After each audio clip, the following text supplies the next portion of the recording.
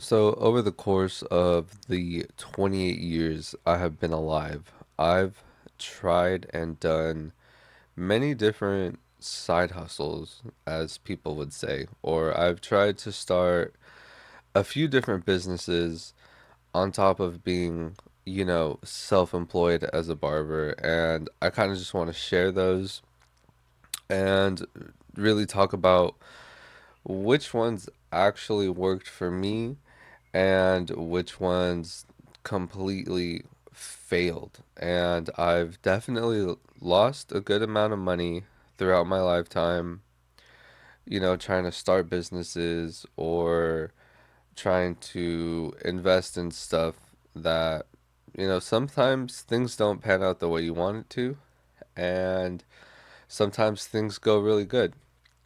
So I kind of want to start with one of the ones I've tried and I've had success, and then I've also lost a lot of money, and I'm sure you probably know what I'm gonna say, but that's gonna be trading stocks, crypto, and what's the word? Futures. I couldn't think of the word. Futures. So when it comes to trading stocks, I think most of that came from COVID, and I know a lot of people were in the really hyped GameStop movement that was super huge. So during COVID, it was like a lot of options trading, and I know that that was like the biggest thing. Everybody was stuck at home, everybody was trying to make money online, and everybody was getting stimulus checks and unemployment if you were getting it. So you were kind of double dipping from the government. And what do? You put all your money into these stocks and you're in all these groups. So stocks, I probably made, I don't know, like 10 to 15 grand trading options. Didn't really have too much success with futures, a little bit, but I was in the process of like getting a funded account, and it just couldn't, it just didn't work for me. I think waking up super early and getting your brain in that mindset for after a while, it just didn't work for me. So I eventually gave that up because I knew it would. So I would start off with that and say that that was probably a fun experience, but it definitely wasn't the one that paid me the most, and it wasn't the most sustainable for me.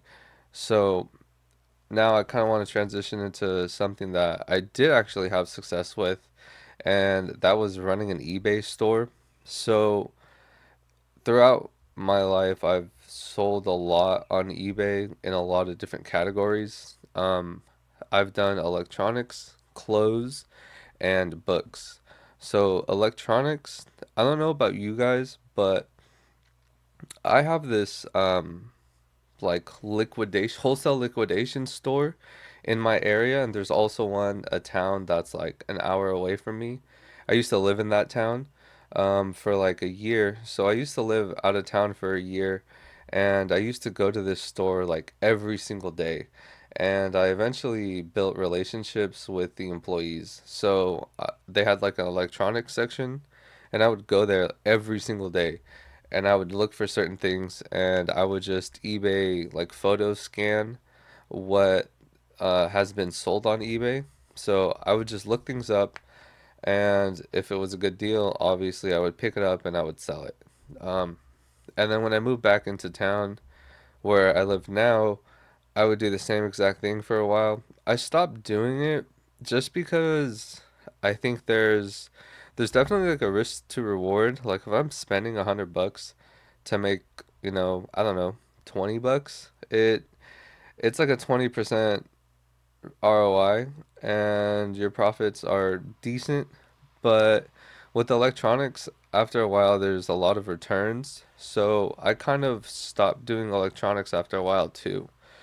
But electronics are pretty good to sell on eBay, and I did enjoy it. But yeah, just like customer returns are kind of annoying, and dealing with people asking you about, if it works or not. And then there's a lot of lowball offers when it comes to electronics. That's what I've noticed. And the one category on eBay I had the most success with was actually selling books on eBay. Now, I actually like to read books, and I think books are they've always been like a nice decoration for me. It kind of puts the room together. Um, on top of that, like I said, I do like to read books. I prefer more nonfiction books, but the books that sell the best are fiction novel type books. James Patterson, you know, there's a lot of different authors out there that are like really big, especially female authors. They do really well. On top of that, textbooks do really well too. So when I was growing up, my mom used to take me to yard sales a lot. So I like to go to yard sales to source books. And it kind of just like sometimes I'll go with my mom too when I was selling on eBay. And we would just like hang out and go to yard sales. And sometimes I'd find like electronics, and sometimes I'd find books. But then after a while, I started going to estate sales. And that's where I had the most success when it came to sourcing books. Estate sales have tons and tons and tons of books. There's a app that I used to use called estatesale.net, and it lists all the estate sales in your area. You know, sometimes on the weekends I'd wake up like 6 in the morning and I'd drive like an hour and a half away, and then as I came back, I would slowly hit every single estate sale on the way back home. And sometimes, dude, I would fill up my car to the brim with books. And if you're gonna do this, here's a pro tip. Make sure you take like boxes and put them in your trunk, because sometimes the state sales don't have boxes for you.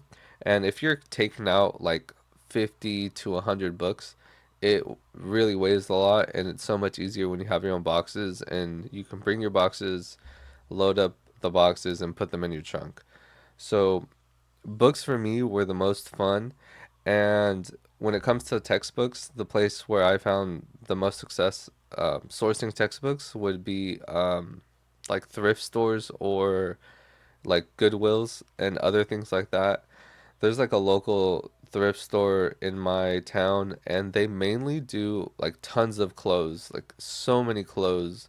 But they have a book section, and obviously, since they're mainly known for selling clothes, like there's a lot of books that get left over, or people don't really buy the books there. So yeah, textbooks were also really profitable. Like I know I found like a law textbook. I think I paid like $3 and I sold it for like 120. So you can find a lot of success with textbooks as well. And that was probably my favorite and my most profitable. And I know I've talked about Amazon as well. So I'm currently selling on Amazon. Amazon takes up a lot of time initially, and it is a lot of work. I can go a little bit more in depth if you guys want me to in a different video, but I kind of just wanted to lay out a few of the like side hustles I've done in the past and kind of rank them from worst to best. Amazon right now, it is pretty good. I wouldn't say it's the best. It's probably in the middle right now, but Amazon's more a long-term game, especially because you have to deal with a lot of suppliers, and I'm geared more towards wholesale. So it is a different style. It's more of a business as opposed to a side hustle. So yeah, it would go stock trading the worst. Just for me, it didn't work out, and I knew that, and I knew that I didn't want to keep losing money.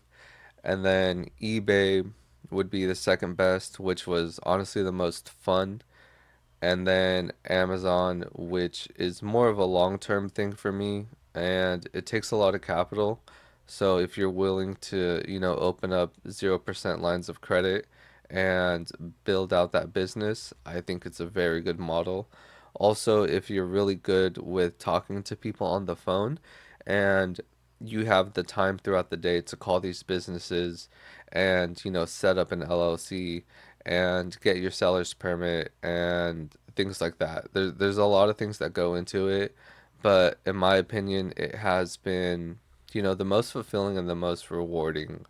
So, thank you guys so much for watching. I hope you guys, got something out of this video. I'm trying to get this account at least to 500 subs. That's the first goal. Monetization is the second.